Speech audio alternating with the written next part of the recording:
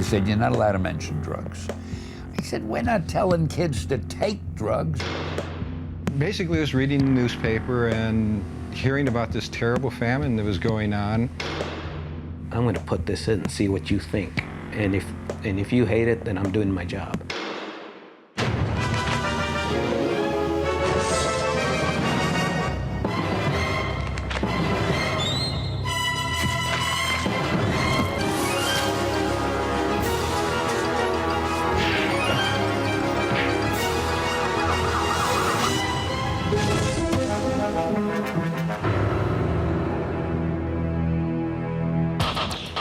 Comics are generally about people in tight-fitting clothing fighting one another.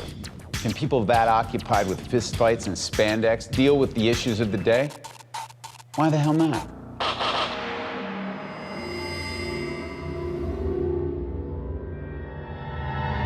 The idea of superheroes having a real-world effect is an interesting question. You know, it's not just comic books that of which you could ask that question. You can ask that of any literary text or any piece of art. What are the political consequences of literature that tackles social problems or that tries to provide some context for understanding to its readers about real-world issues? If comic book superheroes can't leap off the pages, they can at least provide what I'd call a virtual resolution of certain kinds of real-world problems. You can't just randomly do shit and expect that nobody's going to be affected. Oh yes, I can write and draw anything I want, and after all, since it has no effect on anybody, then it doesn't matter. Well, guess what? It does. It has an effect on people. Could be good, could be bad. What do you want it to be? The responsibility of a writer could be summed up in 3 words: do no harm.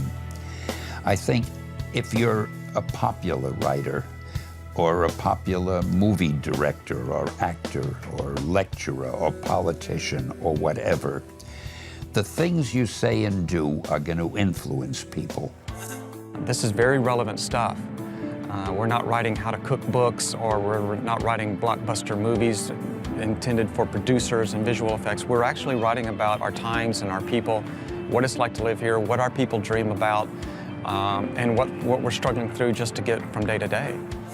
I don't know what the impact is of these books. It would be easy of me to say that nobody in their generation is able to be a judge of that stuff, that that's the kind of thing that future generations will have to judge, but that's the easy answer. I mean, I think the bigger reality is, you know, we're just out here trying to tell stories. There was one story I did in Thor years ago. It was a time when there were hippies all over the place. I had Thor come down to Earth, and he's in a soda fountain, and he meets some teenagers, and he's talking to them, and he's giving them a lecture. And he's saying, you know, it's understandable if you're dissatisfied with a lot of things about the way the world is today, but it won't do any good to drop out. The thing to do is plunge in, make it better, fix things. I got 1 million letters from readers who loved it and said they were showing it to their brother and their friends and their parents and blah, blah, blah. And that made me feel really good. The 1960s was a time of change worldwide. Everyone and everything was a battleground for social awareness. And comic books were a huge part of that scene. In the late 60s, a group of friends of mine and I decided that it would be very wonderful to do an underground comic on ecology and aim it at a really young audience and give them kind of some direction and some sense about the outrageous things that were going on in the environment. And we called it Slow Death Funnies. We just landed on the moon in '69, and the cover was this awful monster rising from the Earth. And in its hair were all these various corporate logos rising out of its hair. And it had one long, horrible, withered arm reaching out, and it was just touching the moon. Last Gasp was really successful in choosing their arguments wisely. They decided to attack issues like environmentalism because nobody else was doing it at the time. And I think they really saw a need for somebody to speak out with these things. In the early Slow Deaths, I had a Slow Death eco quiz. And one of the things we had researched was like how much farmland in California would be under asphalt in the next 20 years or so. And the answer was 50%. We have to remember that 1/3 of all vegetables in America are grown in this land. So you reduce that by 50%, where are your vegetables going to be coming from? Well, now we know it's called globalization. But this actually happened. I mean, I was so surprised that the predictions were true. The Comics Code was run by a group of people who decided what could be published in a comic book. Or they did until they met comic legend Stan Lee. Stan was the first man to take on the Comics Code and win. We weren't allowed to mention drugs or have stories involving drugs. But I had received a letter from the Office of Health, Education, and Welfare in Washington to the effect that Stan, being aware of the great influence that Marvel Comics has over the youth of America, we think it would be great if you would do a story warning the readers about the dangers of drug addiction, something of that sort. And I figured, why not? Stan wrote this story where some kid is strung out on pills and falls off a building, and Spider-Man catches him, and it's, the lesson is clearly, no one could possibly misunderstand this as other than a lesson that drugs are bad. So the Comics Code took one look at it and said, nope, using drugs, not approved. I said, we're not telling kids to take drugs. We're doing this because a branch of the federal government wrote to us and asked us to do it. Sorry, you can't mention drugs. So I was so proud of my publisher. I walked into Martin Goodman, the publisher. I said, Martin, we got to put this book out without the seal. He said, you go ahead and do it, Stan. Marvel, to their credit, said, screw it. We're going to back the play, and we're going to go after it, and we're going to publish this book without the Comics Code seal. And that opened up the doors for DC to do drug-oriented stuff and for other publishers to sort of push those boundaries a little bit, which in the 70s and stuff, it was great because this was an era where, America, no one can argue that America was having a gigantic paradigm shift in society in the late 60s and early 70s, and that comics were able to reflect that is great without the Comics Code Authority standing over them. The 60s had changed things, and now people were questioning everything, including their heroes. Denny O'Neil and Neil Adams were two men who started dealing with serious issues on a regular basis in their pivotal Green Lantern, Green Arrow series. Denny O'Neil and Neil Adams' collaboration on Green Lantern, Green Arrow in the early 70s was really groundbreaking for its time. It was the first comic that was socially relevant, dealt with overpopulation, dealt with drug addiction, dealt with poverty. I honestly didn't know what Denny was up to. He knew that I wanted to do this, and he knew that I wanted to create a conflict between the characters. They're talking about their ideologies, and suddenly this old black guy steps forward and he says, I know who you are, and I know that you helped these people with orange skin on this other planet and these purple people on this other planet. Have you ever helped anybody black on Earth? And Green Lantern hangs his head. We never wanted to present people with answers to problems. We wanted to wake people up, maybe. I thought I was late 20s, early 30s. By now, it's probably too late for me. My mind has become too rigid for me to think of real creative solutions to these problems. But if I can get a really smart 12-year-old and have him grow up thinking about this, maybe he'll come up with answers. That type of reading when I was younger showed me there is a way to marry the fantastic to things that are important to people or relevant to what's actually happening. So I'd say that in some way they definitely had a big effect on me. I know that, just so that everybody's clear on this, I know going back to reread them now, I find them somewhat heavy-handed and maybe overwritten. But I know that for my 13, 14, 15-year-old mind, they were absolutely perfect. The Batman book, Seduction of the Gun, actually helped push through a gun control bill in the state of Virginia. The story broke headlines with its depiction of gangland gun runners buying weapons in Virginia and bringing them back to Gotham City, which was clearly standing in as New York City. Why are the Teen Titans not telling runaways to go home? And how can a comic book feed starving people?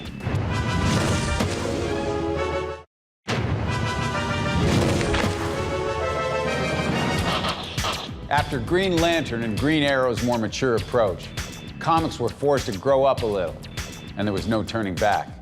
Dealing with issues wasn't as simple as the good guys win, the bad guys lose, and home is a safe place to be. I earned my way through college writing comics, but I studied to be an artist and a teacher. And I was, in fact, a junior high school teacher for 1 year and then fled back into full-time comic books. I couldn't stand it. But I've always had an interest in doing educational material in comics format. Through the National Runaway Society, we did a several-part story in the Titans about runaways. And one of the strange things there, in going to several of the runaway houses in New York to research it, was to find out that the first thing we had to do was not tell the kids to go home.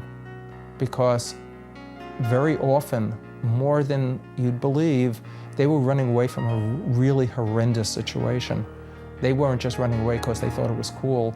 Life at home was not acceptable, and running away was better. So what we talked about was how to find the runaway groups, how to avoid being taken up by the prostitution or the other things, but how to get counseling, how to go through that method rather than the standard at the time, which is go home, because that's not an alternative for those kids. And that was a surprise to me. Which I never would have found out about had we not spoken to the people at the places themselves. Stan Lee wasn't the only creator to take on drug awareness. Marv Wolfman used the Teen Titans to take on the issue. But due to copyright problems, their leader, Robin, could not appear in the episode and had to be temporarily replaced by a character known as the Protector. Bob Geldof was behind the music event of the 1980s. Live Aid, raising millions for famine relief in Africa. The comic book world had its own man with a plan, and he got some of the biggest names in comics involved. Basically, I was reading the newspaper and hearing about this terrible famine that was going on. The rock stars were making money at it, and I thought, you know, we have a fan base, maybe we can do something like that. We approached Marvel, I believe it was, to start off with, and we did one book for them. Getting it together was kind of interesting because we knew we wanted to get as many people in on it as possible so that their names could help sell the book. We got over to DC and started doing it. The printers donated their profits. We got everybody down the line to do that. The feedback from those books was pretty good. We did make some money. Both of them made about $500,000 each. Superheroes can be inspirational. They can inspire us to do things. For instance, about worldwide hunger, it's such a huge problem and I feel bad about it, but what can I do? To see a superhero handle it in his own way and provide some resolution to the problem in the pages of the comic book may really, in the real world, have the effect of inspiring the audience to seek out some kind of resolution on their own. In the 1990s, Grant Morrison made DC's little-known character Animal Man a hit. He used this success to put a spotlight on the issue of animal rights.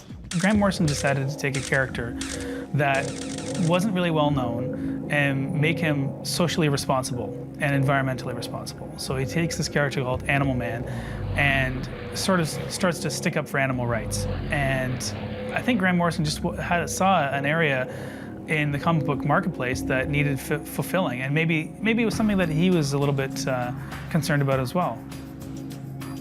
At the time of Animal Man, I was a serious, kind of, not a serious animal rights activist because we know what those guys do, but I was an animal rights kind of. I would go along to the meetings. I was part of the Animal Liberation Front in the day before it became illegal, and it was a big thing to me. I was a vegetarian as well, so I felt as if I wanted to use the comic to put across some of those points, but at the same time the comic also taught me not to be so dogmatic, because a lot of the ideas that you have when you're young are just big ideas, you know. Things are a lot more complex than that. A lot of people say things like, all those horrible experimenters, they're so awful, I hope they come back as animals and suffer themselves. And I'm thinking, well, how do you know all the animals that you're ready to talk to them aren't previous generations? I mean, that's such a stupid way to look at it. So I was kind of trying to get to the heart of that a bit, and also I changed my own mind in the process of talking about it. In the case of something like We 3, where you see animals, well, animals are violent. Have you ever watched your cat? Cats are hardwired to kill when they see birds and mice. When they see movement, something comes on in their heads that they cannot control them, so they have to kill. So I had to deal with that in We 3. Again, you're writing a book about animals, but I thought, no, I'm not going to make them cuddly animals. I don't want this to be sentimental. I want this to be about animals as they actually are. And if you gave a cat a battle suit and threw a soldier at it, the cat would tear the soldier apart. And that's what would happen. But at the same time, I wanted people to be sympathetic to these animals because they'd been used, they'd been exploited, and those natural traits had been perverted. There's a genuine attempt to use the work to say something or to deal with something, and hopefully I'm not just a bizarre, solitary character. I think the things that I feel are kind of universal, so hopefully other people will be able to latch on to it. One of the most famous Iron Man comics that dealt with the very real problem of alcoholism was titled Demon in a Bottle. The cover showed Tony Stark, Iron Man's alter ego, suffering the effects of the disease. We've heard all about superheroes, but what does the alternative press have to say about comic books and social issues? And Martin Luther King has a comic book?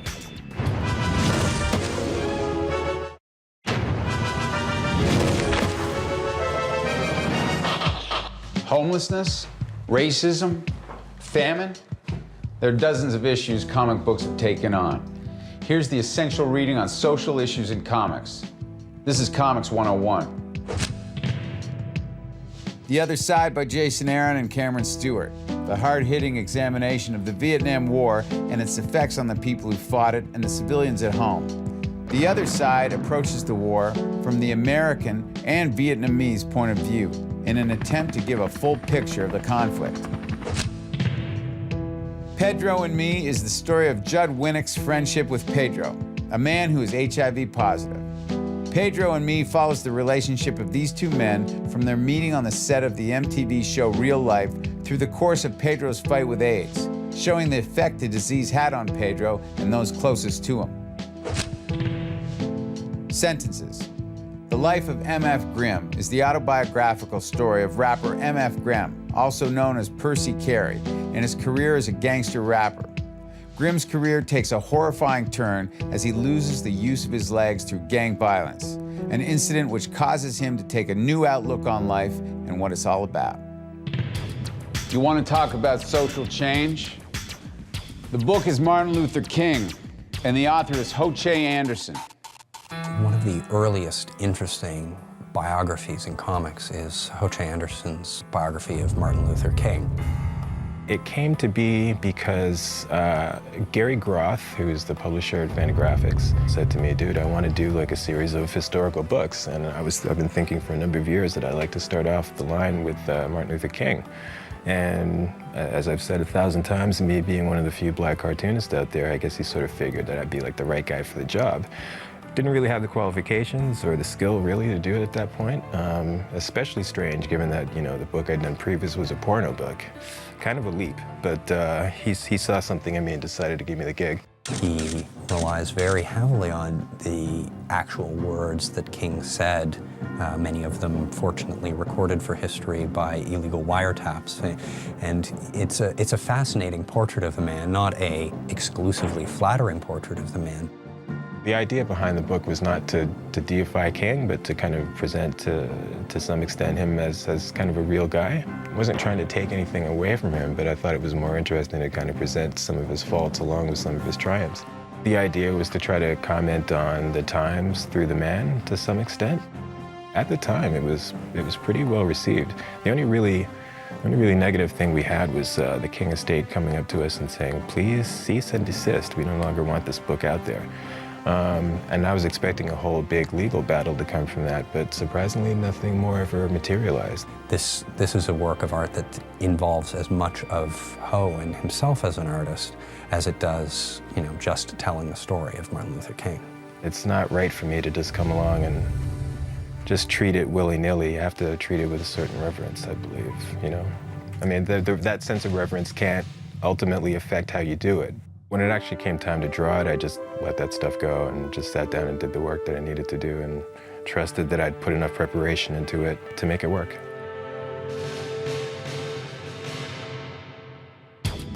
Two of the biggest names in alternative comics are Jaime and Gilbert Hernandez. The characters they've created in Love and Rockets, like the artists themselves, are never afraid to deal with the issues of the day. When I was younger, those socially aware comics like the Green Lantern, Green Arrow ones about heroin and race and things like that were kind of interesting and kind of fun. But at some same time, there was underground comics that were doing that stuff without preaching to you. Here's a big problem with tackling serious issues in superhero comics, in a Batman comic or a Superman comic. There are sensitive writers and people who are very interested in breaking taboos, but what happens is when you finish reading that story, it's a Batman story. It's almost an insult, you know, when you have superheroes trying to help the homeless. You know, you're insulting the homeless. Something like Love and Rockets, even though we're dealing with fictional characters, you can still sense that it's based in the real world. Doing about Mexicans living in Southern California was really easy because that just wasn't being done. Back then, it was an open canvas, you know, it was a blank canvas. I mean, you could put out whatever you want, and it was new to a lot of people in comics. I'm gonna make these two characters lesbian, you know, just like that, you know, and I got a response, you know, right away. Handling situations like having gay characters, having troubles in Love and Rockets, we will try to deal with them as they happen in real life, as much as we can. As long as I treated it fairly or as truthfully as I could, to the best of my ability, I didn't have to apologize for anything. That's the good thing about alternative comics. It draws a lot of creators that want to tell a personal story, whether it's social or whether it's political, whether, you know, without the hand being dropped down on them.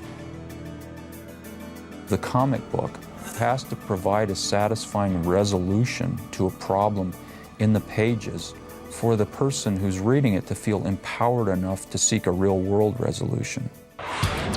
Comic books of the 50s reflected the Cold War. Comics of the 60s reflected the social change of the times. And if you were to pick up a comic book today, you might be surprised how much of the world you recognize in its pages.